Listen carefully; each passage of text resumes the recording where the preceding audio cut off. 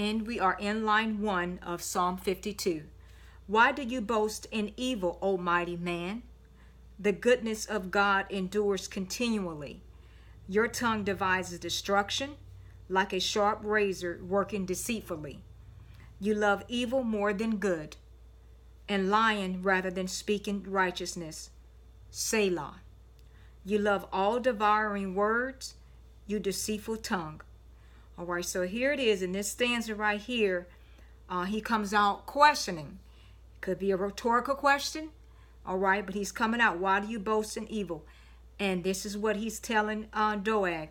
Why are you boasting in evil, O mighty man? And he's calling him a mighty man, because 9 times out of 10, when somebody is boasting in evil, they're mighty people.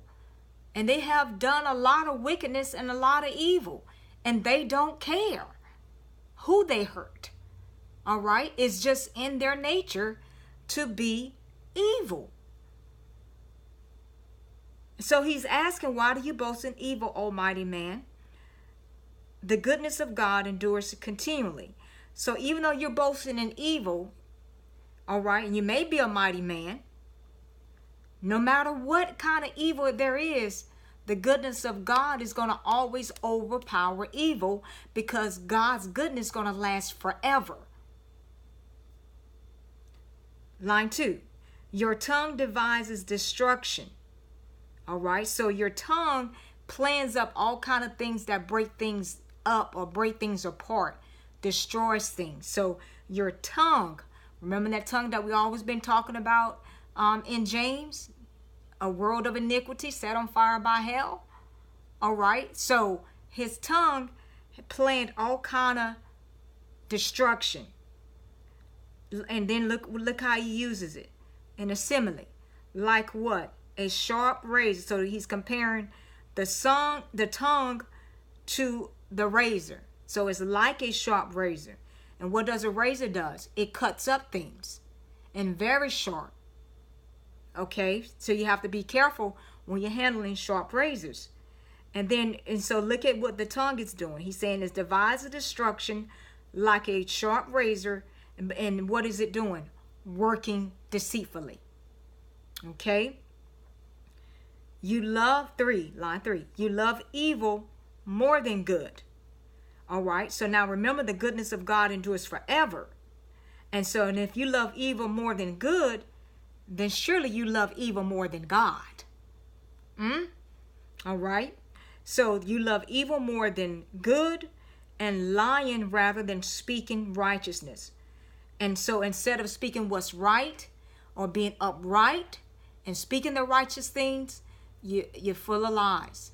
All right. And then look what he said. He just had to rest right there and say Selah. Okay. Because that right there is saying a lot right then and there. Now, my grandma always used to say, God rest her soul, that her saying is, if you can lie, if you'll lie, you'll cheat. If you cheat, you'll steal. And if you steal, you'll kill. Now, it seems like that little lie went from lying to cheating, and from cheating to stealing, and from stealing to killing. That seems from lying to killing. All right, that seems like a big jump, doesn't it? But what goes in between it? Cheating and stealing.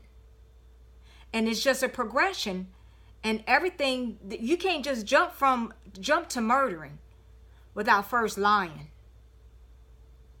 You know, Grandma had a lot of wisdom. She really did. All right. And so let's go ahead and read our next. I'm sorry, I forgot line 4. So line 4 says, I was stuck on the Selah in Grandma. All right. So line 4, you love all devouring words, you deceitful tongue. Now he's calling him the deceitful tongue. Okay. First of all, he said, why do you boast in evil, almighty man? And then he ends by saying, you deceitful tongue. All right. So a mighty man with a deceitful tongue. That is something, huh?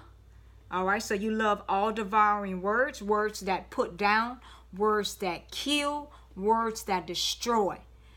Sounds like a Satan's son to me. All right, and then we're going to go ahead and break here, and we pick it up in line 5 for our second stanza. I'm sorry. Yeah, second stanza.